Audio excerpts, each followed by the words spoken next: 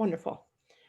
So, this is great. I'm just really excited. So, tell me a little bit about your work. How did you get connected with the women's press? It looks like your story was told, but also just I haven't had a chance to check out the most recent issue because it's been crazy town in my life.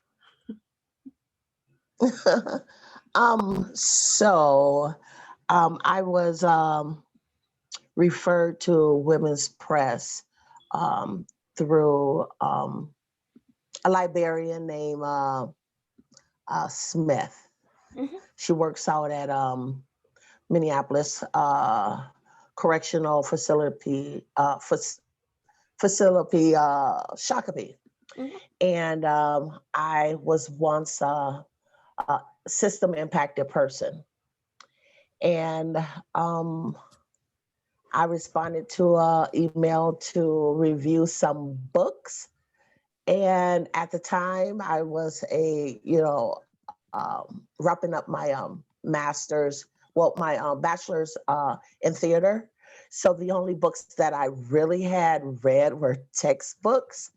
But I come from the theater department at the university. So I could just review and tell you about any play that was, part of my assignment. So um, I stated that I would only be able to review stage plays and went on from there. And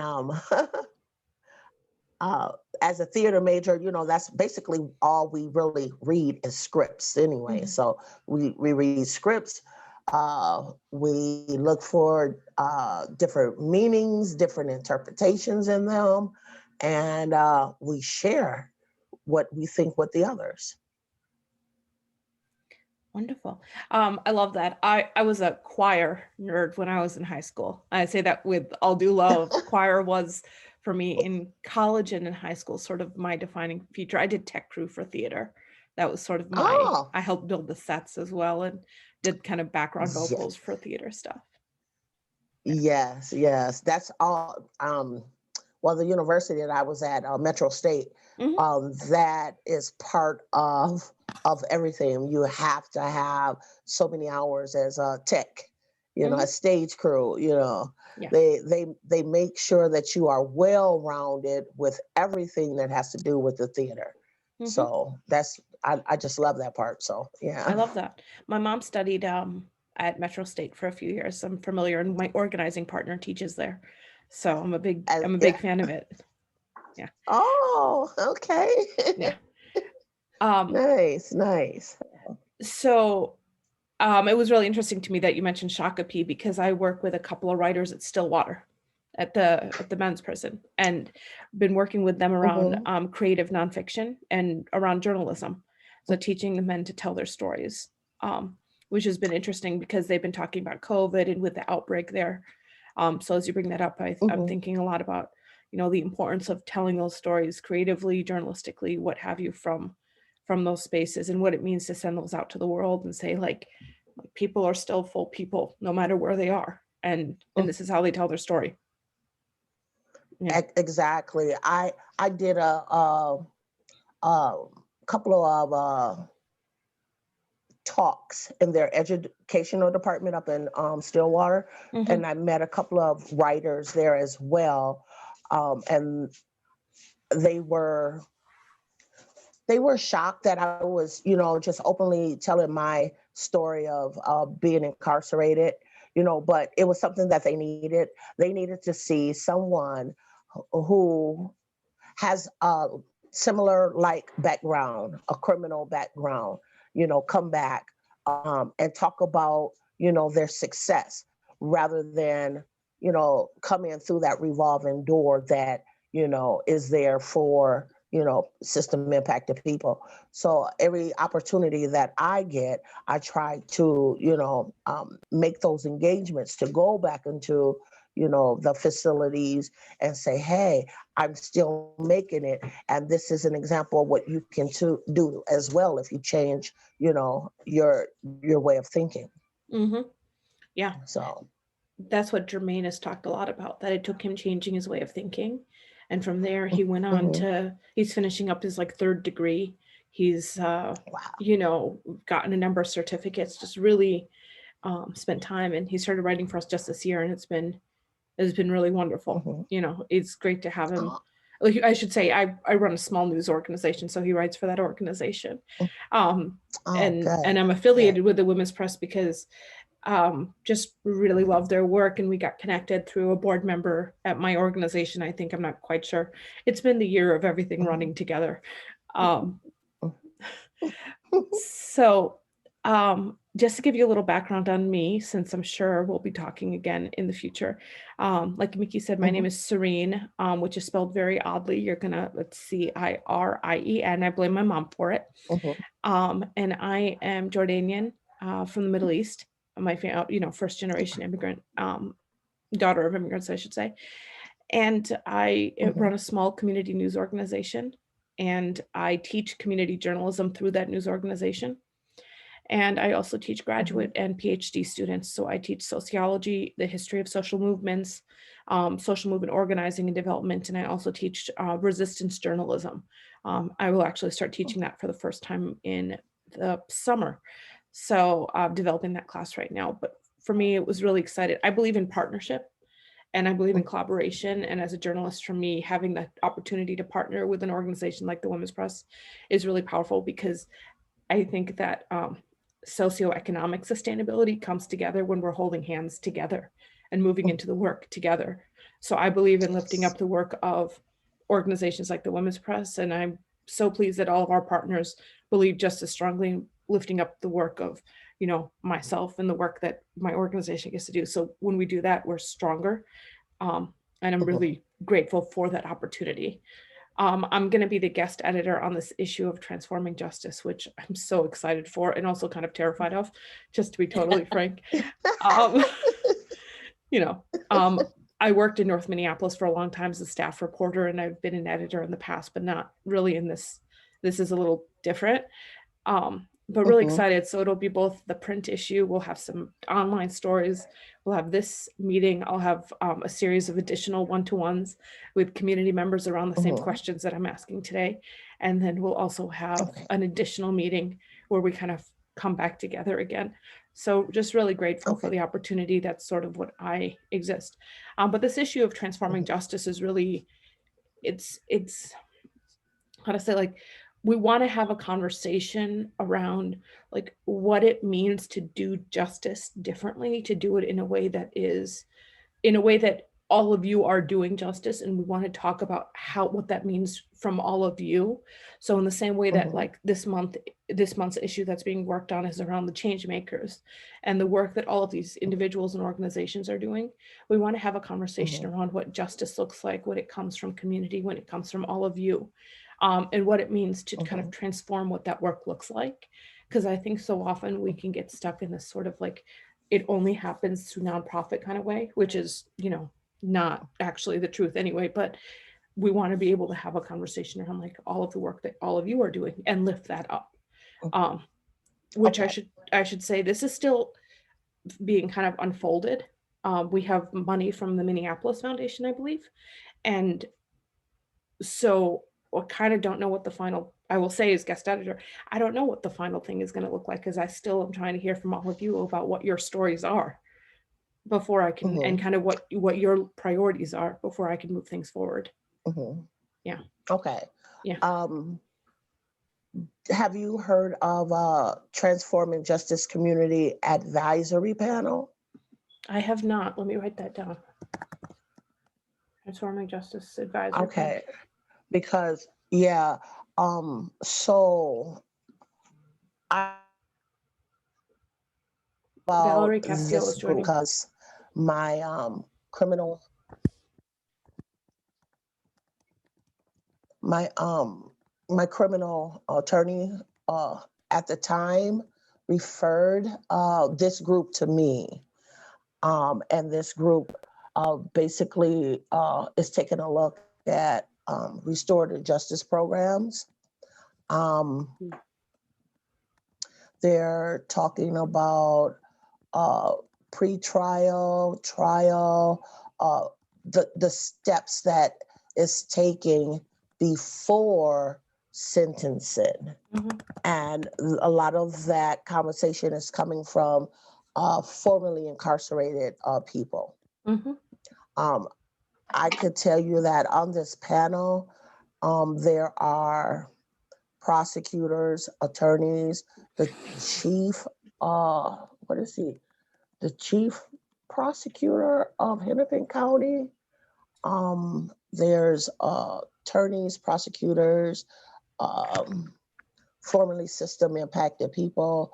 There's Bobby Joe Champion. He's attended a couple of the meetings, so it's senators and a lot of the big wigs get on. There's the Department of Corrections is also on there. They had police and anybody who's involved in the process. To talk about and to listen to the system impacted people and um, their understanding, whether it was their first defense, walking someone through who has not experienced that level. And then there's a time for, once that person is sentenced, then there's the police that, follows up. It's the judge, so it's kind of like we're exchanging information to create restorative justice programs to see what certain communities, certain areas need, the help that is needed, the services, the financial part of it.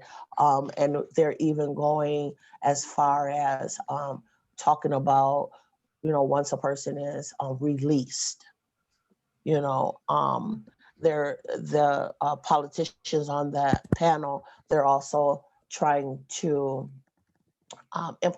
implicate new reform programs that maybe there's no need for incarceration, you know. So that's where these programs will come in, education, job, house arrest, or whatever, because every situation is different. Every situation is unique. And that's so far, the talk. Mhm. And this panel is brand new. I must have sat on 3 meetings so far. So if you don't mind, like sending me your contact information, I can forward it to them and a little brief. Send me like a little brief, so maybe they can send you an invite.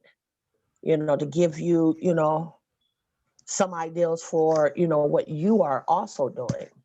Mhm. I will definitely do that. I'll get that to you after this meeting. I Okay. just want to give a minute to Valerie to introduce herself and just let her know what we're doing. We just sort of started talking. My name's Cirien, that's Deneal, Mickey's over there, and we're just sort of talking about who we are, and it sort of led into this discussion around what justice can look like in the many different ways. So Hmm. if you want to introduce yourself real quick. I'm Valerie Castile. I'm Philando Castile's mother.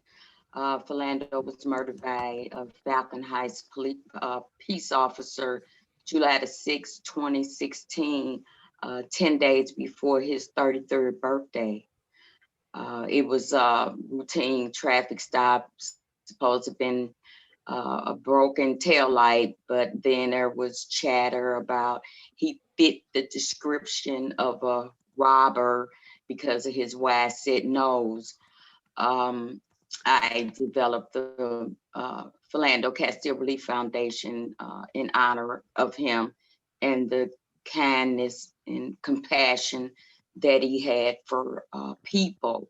He was a lover of man, and he was just as unique as his name was his character.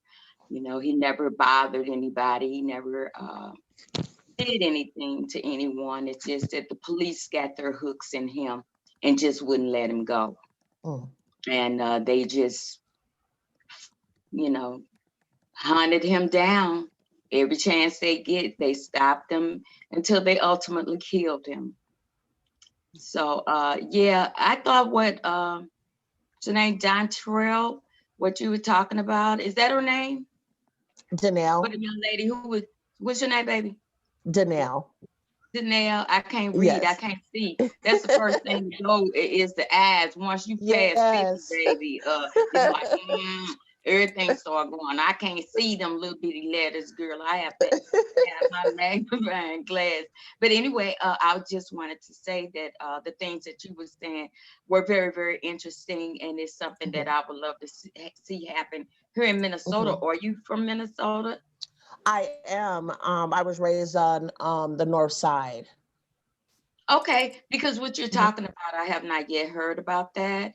Mhm. Because these people, they talk a good game. Mm. They'll go along with what you're talking about and have all these meetings. But see, me personally, I'm tired of talking. It's about showing me something. Let's do Mm. this instead of keep on having all these meetings after meetings. And it's, oh yeah, we can do that. That sounds great. That sounds wonderful. Okay, well, how about let's implement some of these great ideas Mhm. in blueprints. Let's implement some of them, because I have not heard anything about what you guys are doing, or the Mhm. panel or whatnot. I assume they want to keep things hush hush. You don't want to get too many ears involved. Just like my antennas went up. I'm like, what? Because we need checks and balances. We Yes. need opportunities and advantages for our kids, just like everybody else. Yes, That's ma'am. why our kids are doing the things that they're doing, because they have no structure and no direction. And we, Mhm. we have to have these conversations with our children and let them know that we do love them and we want the best for them. We want them to thrive in life. But given the situations that we're placed in, it's almost impossible. It's gonna be that school to prison pipeline every time, because we don't have what we need. And I just think Mm. what you're saying is wonderful. And girl, you're gonna have to get up with me and let me know that information, because I will go to the governor with it. You know what I'm saying? I'm tired of Mhm. talking. I've been talking for 4 years. Okay. Mhm. And we've come up with some wonderful blueprints. We did this thing in at John Jay Criminal College and came up with this great wealth of information called a toolkit.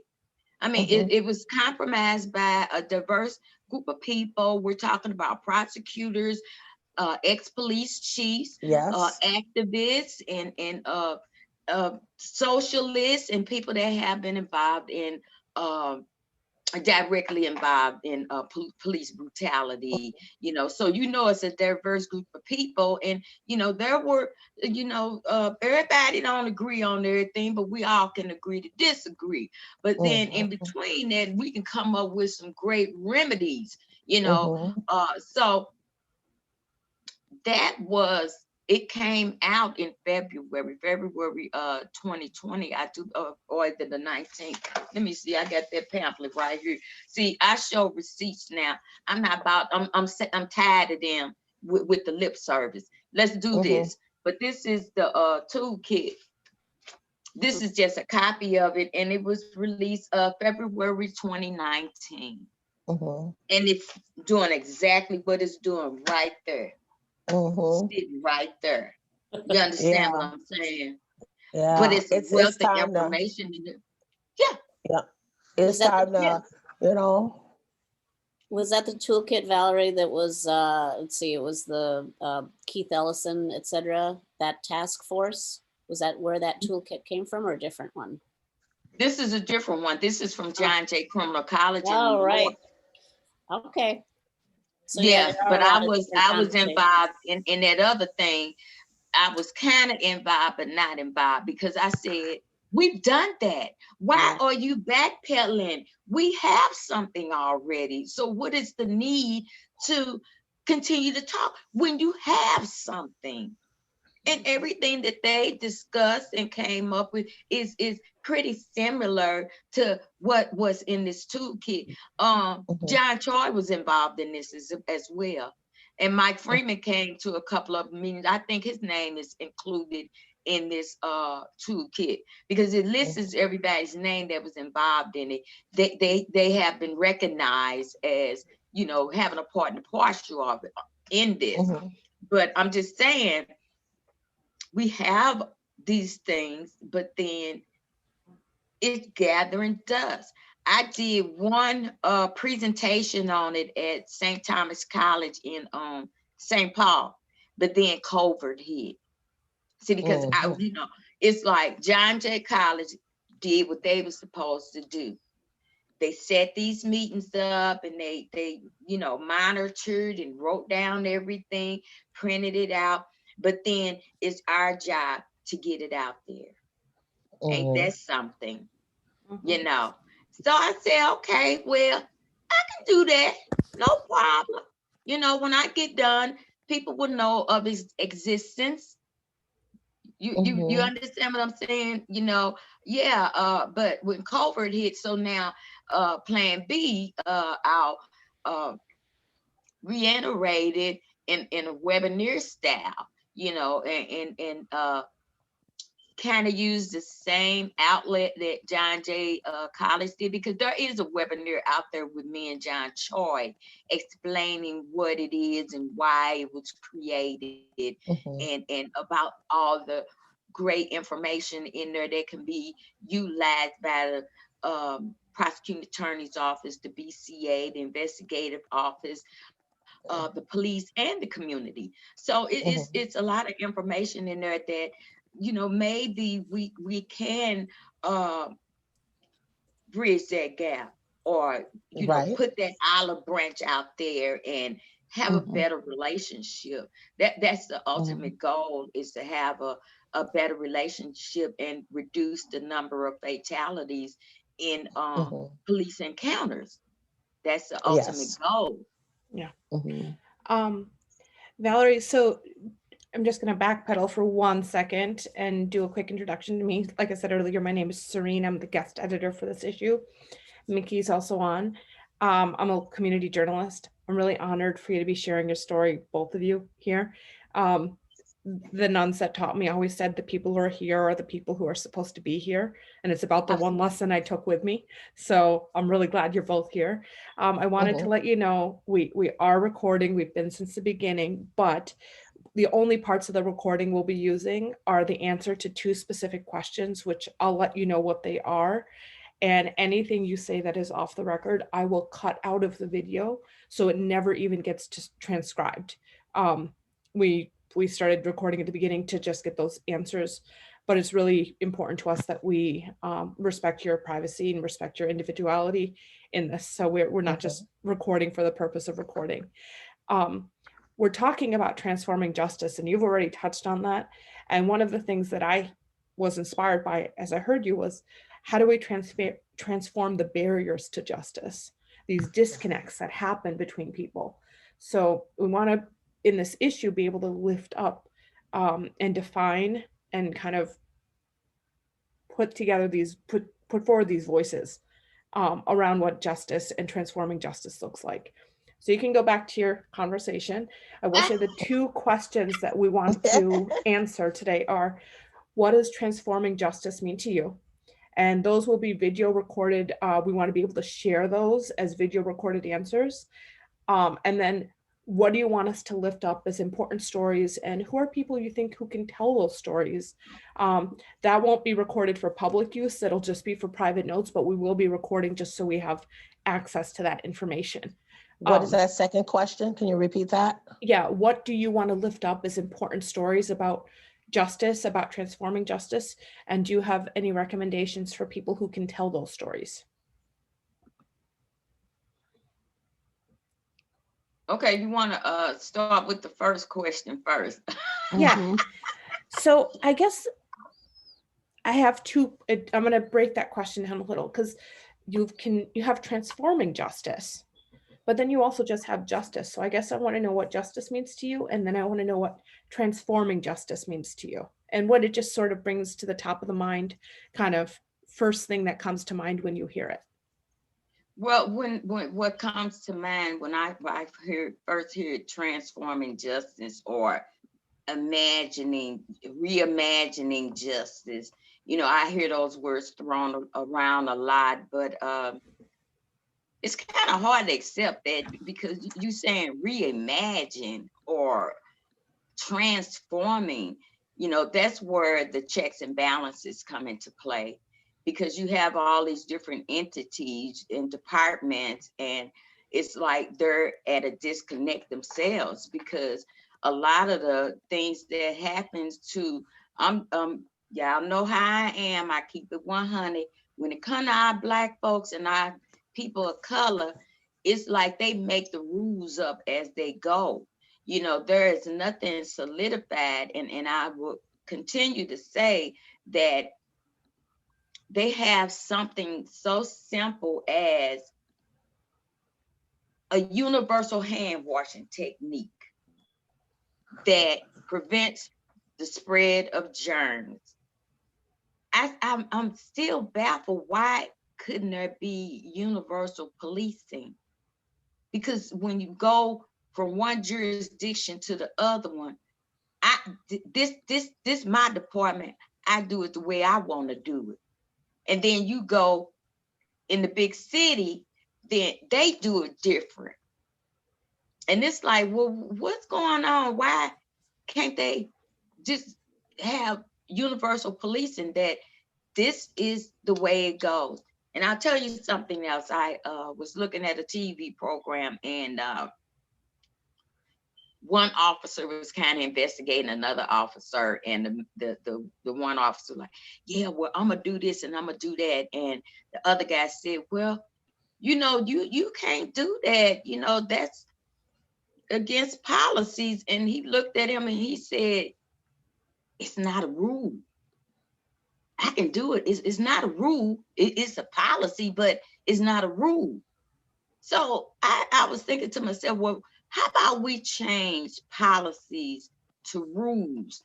Because it seems like a rule has more context, and you can't, like Monopoly, you have to follow the rules or you're cheating. You know what I'm saying? Or you have to follow the rules or you can't play. If you can't play this game if you're not gonna follow the rules. But then you have policies or words that can be translated into law. So how about we change policies and laws to rules and laws? You know what I'm saying? It's just a play of words. I tend to notice. And if you're talking about transforming justice, you know, there needs to be, like I see a lot of communities, they have their in community engagement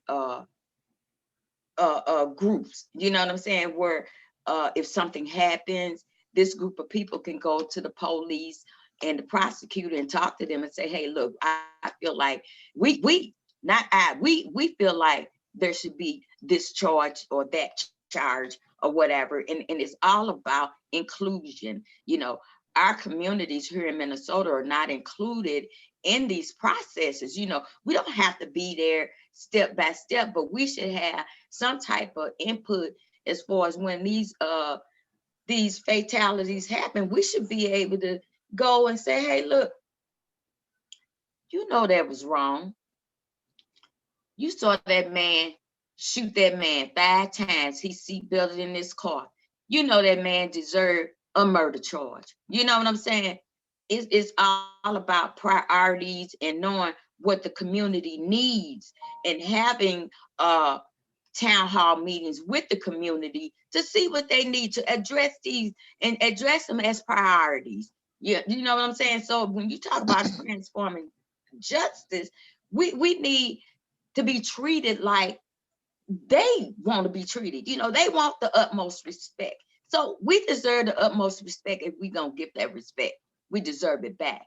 And they need to know what we're going through in the community. And I say it again, I feel like a police should police the community that he lives in.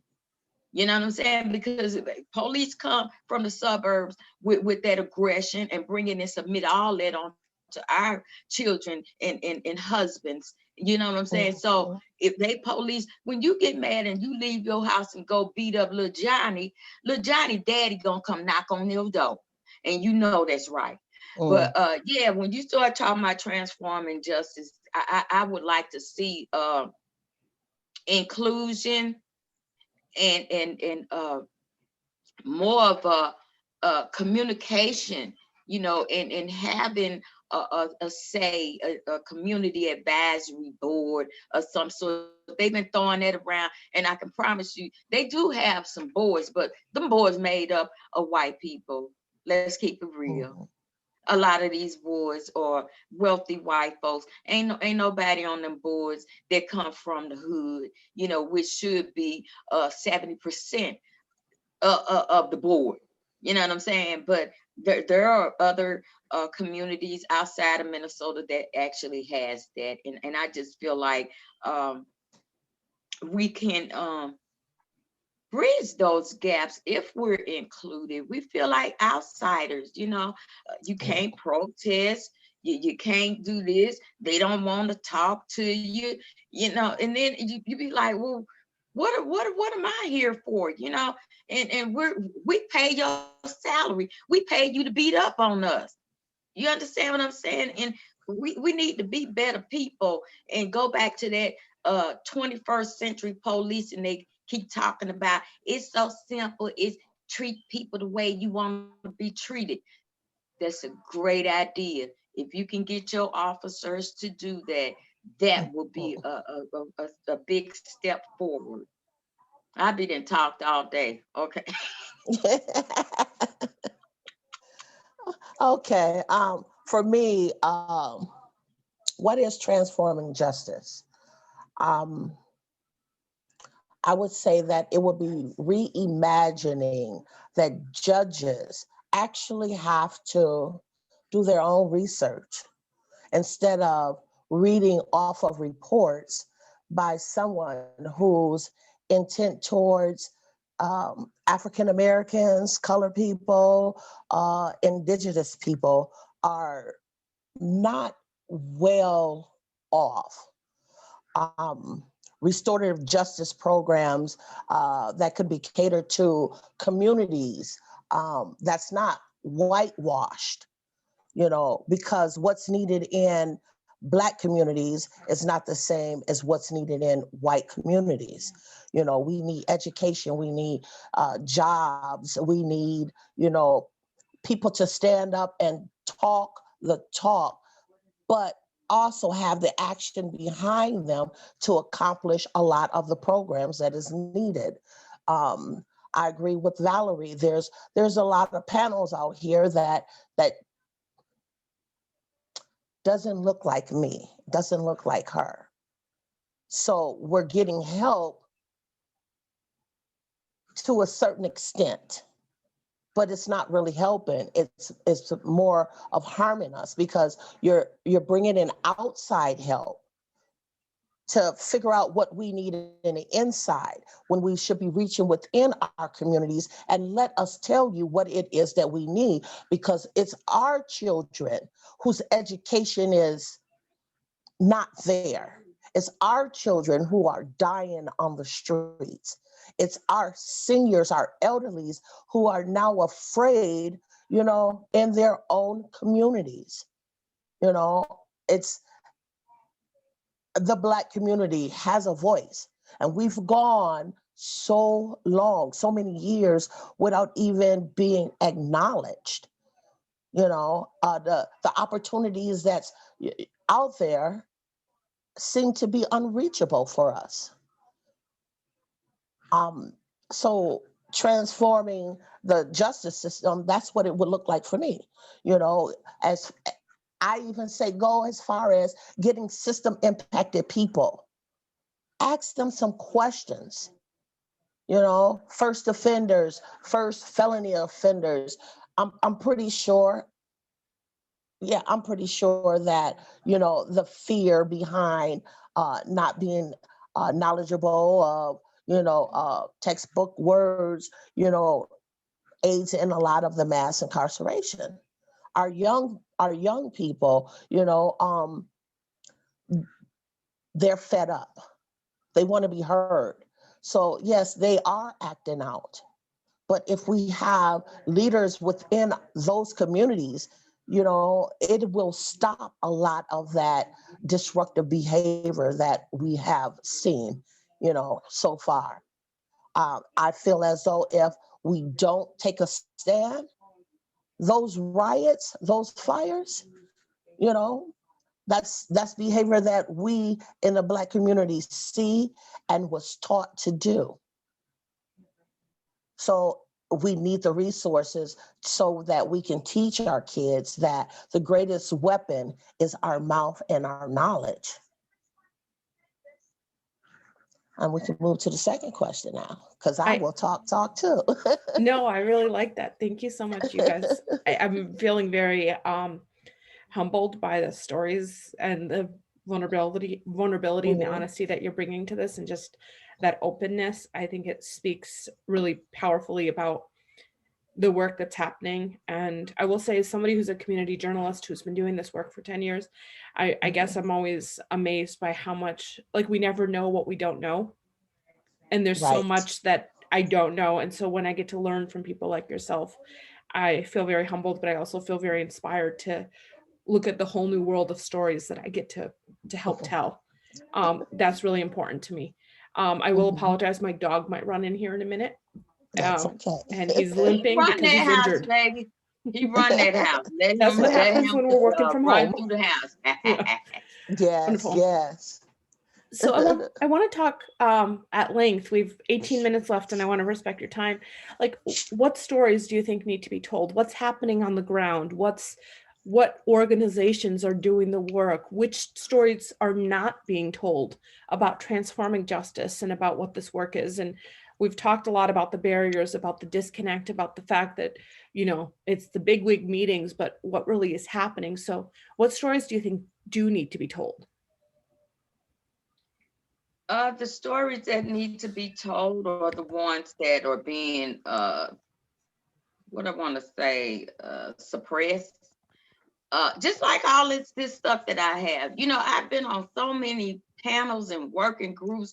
I've been on the Black women and girls panel where Keith Ellison and John Harrington and somebody from the police board and the jail and all these people came together and we did testimonies on different issues, homelessness, how children are treated in school, the police brutality and renting homes, how Black folks, women and children are treated. And it just broke my heart. They gave me a book. It's this one, and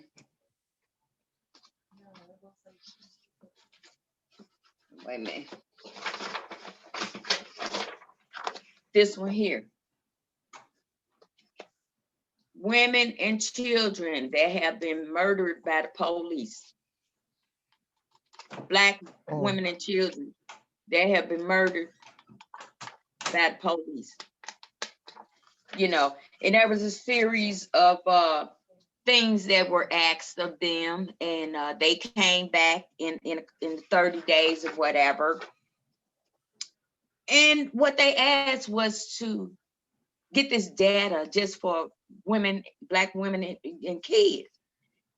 They went and just did a collective thing, just grouped everybody together. Didn't even do what the Dr. Lewis asked them, you know what I'm saying? But it's just things that, like I said, what you're talking about, Deneal, ain't heard about it. And it's other things that's going on that people don't hear about. They gonna talk to this little group over here and say, yeah, we gonna do this and that and that and that. Talk to this group over here, yeah, we gonna do this and that. And nobody is the wiser. They don't know, we don't know what's going on. You know what I'm saying? But it's people like the guy, he has a center he pays for them kids equipment and t-shirts and stuff out of his own pocket over there on the east side. I don't know the name of his organization or whatever, but there I can find all that information now. But then you got Tashira Caraway. She's been working really closely with families who have lost a loved one, police brutality, and she younger than me. I can't do all that. I'm set in my ways, you know what I'm saying? But she has a direct connection with those guys, and they got a lot of stories as well. But then it's the general history of Minnesota, how racist this town is. I mean, I don't know. I've been learning a lot lately about the different things that have happened, and the people who live here that were in, you know, owned slaves, and you know, just it's very, very interesting, and how they disrupted the Black community in the South Side of Minneapolis, and definitely I know about disruption of the Black community through the Rondo area with Highway 94. You know, and each time they talked and said they were going to help rebuild, but they haven't. That's why we don't have nothing. That's why we don't have a place when we come from church to go sit down and eat some real greens and hot water cornbread and stuff like that, because at one time we did have that, but then they tore it up and never gave us or allocated money for us to rebuild. My daddy lost his house over there on Dayton and Grotto. Then people came over there and over-evaluated his house, gave him some little chump change, and every month that refinance went higher and higher till he couldn't pay it, and they took his house. And that's what's that Rondo area used to be Black. Is mainly white now, because they went over there and did a lot of families that way. A lot of families lost their homes over in the Rondo area due to that mortgage company, and nothing was done about it. It wasn't like, oh, you were wrong, you swindled them people out of their homes. No, they didn't say a word. It was the other way around. You should have knew better. You were swindled out of your house, and they said you should have knew better. Yeah, I feel as though they did the same thing in North Minneapolis over off of Olson Memorial Highway, when they tore down the projects and told these people that once they rebuild, they will be grandfathered in. They will be the first ones to, you know, come back, you know. Then only was there apartment complexes, there were single family homes down there. They paid these people a little change, but you have to remember, these people have been in these houses for 20, 30 years. You know, this was their forever house. You gave them a little change, and now they don't even qualify for a mortgage, you know, and because they've accumulated all that bad credit for 20 and 30 years. And now you give them a little change, and they could take that and put it down on this mortgage. Well, the bank says you have too much bad credit, but here's rental property for you to rent. So again, that's, you know, we take 3 steps forward and they knock us 4 steps back, you know, in our community. That's discouraging, It is. you know. It is. So yeah, I had to agree with you. Yeah, So that's just something that's been done over the course of years, and I'm sure that the lady that's doing this, I'm sorry, I'm not good with names. Anyway, I'm sure you can check records. I mean, everything that we're talking about is facts, and they can be investigated, and you can find out this information for yourself. Yeah, no, for sure. And I worked for North News in North Minneapolis for a long time, and I I've done a lot of work around housing, covering housing over the years, and I do a radio show in Frogtown, the Rondo area, so I'm also familiar with that community. And I think it's absolutely right. And as I think about justice and transforming justice and housing, and I just think about the fact that, like, oftentimes, and this is going to sound cynical, it doesn't matter how much we work for justice, there's always going to be this bigger institution there that is pushing people back another step. People are just constantly going to be pushing people back. And so the work always has to restart itself and refresh itself. But at the same time, we have this knowledge now, this information around what's happened in our communities we have that information now, where for a long time it was kind of hidden from us and hidden in the dark. And I think that conversation around transparency and the information we need is really powerful. And I think doing a story in these neighborhoods around how justice and the work for justice has changed is also really important. Like something in Rondo, something in the North Side is also really important to me, because these communities are going through this transition again in all new ways. And so I really want to highlight that work. So I'm just Yeah, see, taking what you're sharing. the issue is you didn't know nothing about it. Me and her, we lived through this mess. We know about it. It wasn't hidden from us. It's just people like you know what I'm saying?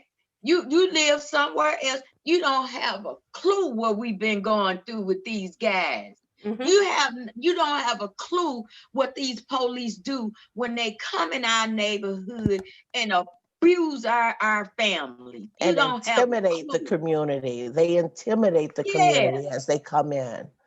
There's You don't have a clue. They took people's houses years ago, and just like you said, my daddy had been in their house 35 years. It was bought and paid for.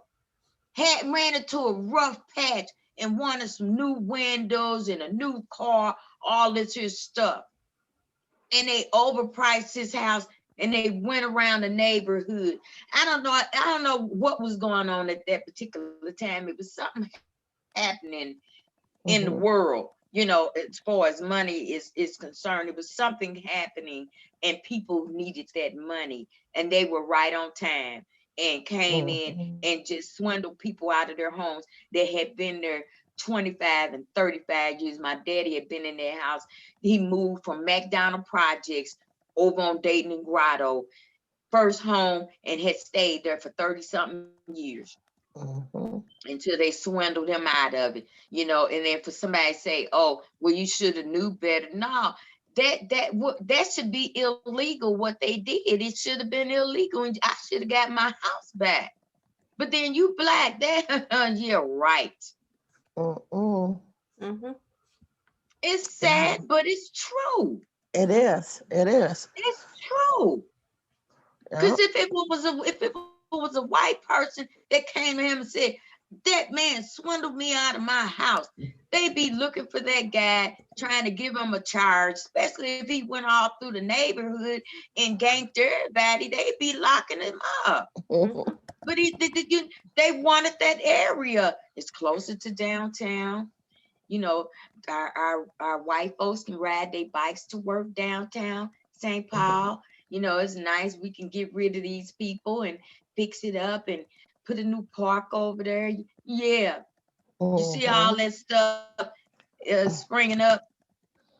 The vacant lots got buildings on them now, where they've been vacant for I don't know how long, but now there's structures there. You know what I'm saying? And this is our world, and this is our reality. Girlfriend is not yours, so you don't have a clue. And we can tell you stuff that'll blow your mind. But these are things that we have endured. We have to give our kids the talk. Okay, when you're in the car driving, if you get stopped by the police, put your hand on 10 and 3, keep your eyes forward. Don't look at them too hard. If you do, look at them quickly and turn your eye, because he was looking at me with menacing eyes, and I thought he was going to do something to me, so I shot him. Yeah. It's evil. And that flies in court. Yeah. No, and to be frank, I can never know. I know that, so my family is Jordanian and Palestinian. I know that back home we have to often talk with our, especially the cousins in Palestine. They have to give that, but I can't know what it's like over here. I definitely can't. What I can do is raise up the fact that those talks are happening, that people like yourselves have to give those talks. I mean, as a journalist and as somebody who wants to be an ally and hold you up, I want to be able to bring light to these. And so as you talk about these stories, when I think about transforming justice, and I'm just trying to, we have 5 minutes left, so I'm just trying to kind of keep us on, Mhm. is that, you know, I think we also need to talk about what that looks like within the home, like the impact it has on elders and the impact it has on parents and on children. I mean, Mhm. you've talked about 3 generations who've all been impacted by racial injustice in very specific ways and very kind of physical, like I can hold this in my hand kind of ways. And I think that that's really important. I think that that's really crucial to this conversation when we talk about this work, because I also think we need to be able to point out, like, look at all the things that haven't changed. You've got how many toolkits under your belt now? They just keep asking you to do new toolkits. Like, how do we call that out? How do we name that and say we need to move past toolkits? We need to start, you know, opening up the toolbox and doing something here. Absolutely, absolutely. And that's what I'm working so hard and diligently about. We have what we need. You know what I'm saying? So come Mm. January, Yes. hopefully this coronavirus will be a little bit more in check or whatever. We're gonna start having some webinars and introducing this toolkit because, just like I just did that, I don't have it in here. Yeah. I introduced the not reaching pouch. See, because there's no reason for any of our children to be shot by the police. There's no reason, but there's a lot of excuses. So what we're Mhm. doing is working, trying to eliminate as many excuses as we possibly can. And I had already spoken to the public safety department and told them about this too, about this not reaching pouch. Young lady in Virginia made it after Right. Philando was Mhm. murdered. So I ended up, I'm I'm waiting on them, that, oh yeah, that's great. That sounds great. I'm sure if we could find a budget, we can purchase some of them. Cause I was like, yeah, well, we need these like in schools that offer driver's education. Haley Q Brown gives away gun locks. I can donate some to Haley Q Brown. So when they give out the gun locks, they can give this not reaching pouch. It's a little magnetic plastic pouch that sticks on your air vent. It's in plain sight. The police can see your driver's license. You ain't got to move your hand or reach for the thing over here because since Mhm. you're so scared, how about we eliminate moving altogether? So that's one thing you can't say because we don't want or need another Philando Castile. You understand what I'm saying? Because it wasn't right. It was wrong. It's two left shoes. Everybody saw it. But then there was, oh, he shouldn't have reached for his. You asked for his wallet. He got this down pat to a science. He been stopped so many times. When he see your lights, he know what you want. If he wanted to shoot you, he you way back here. I can get my gun now and get it ready. As soon as you walk up on the window, that's what would have happened. But that man didn't have no intentions on doing nothing Mhm. to that idiot. Tensions. No. No, not at But all I'm all. saying Not at is all. we have to eliminate these excuses and tell our kids, stop running from them. Stop running. Mhm. You know what I'm saying? Mhm. Sometimes you might have to take Yep. that beat down. Don't let them get their little thing off, you know what I'm saying? Because what they do is they try to draw you in. They escalate situations Mhm. instead of de-escalating them. They instigate shit and try to get you to go there so they can shoot you. So we have to tell our kids, stop running. Right. Get on down on the ground, lay Mhm. on down on the ground, because then that way you will live and you can complain. You can go and file your grievance against him because we don't do that. We just be so glad to get past it. We forget all about. We can complain, and that would be that track record. Because eventually, this man with this bad behavior, he gonna kill somebody. So with us not Mm. complaining, there's no track record. He's the best police officer Mhm. we have on the force. He's been with us 19 years and he don't have no write-ups. You didn't beat the hell out of 100 people, but there's no track record. Mhm. So it seems that we I have know to we're teach our we're kids. narrowing. hmm I Okay, know go we're ahead, girl. narrowing down in time, and I just want Yeah. to share this with you guys. So everything that we do, and I'm agreeing with you, everything that we do, we have to be conscious about it. We have to be extra careful. And as a parent, my son, before he got a vehicle and was driving, he would catch the bus to work from the north side of Minneapolis to the suburbs where he was working at. And when winter came, I I would watch him walk out the door to go make his bus. And I stopped him one day and I noticed that he had been leaving the house every day without a coat. And my son, he was at the time a big 17-year-old, and I said, here, I bought you a coat. I said, you should have told me you didn't have a coat that you can fit anymore. And he said, Mom, I can't wear that coat. I only can be seen walking from the house to the bus stop in my work uniform. And I said, why is that?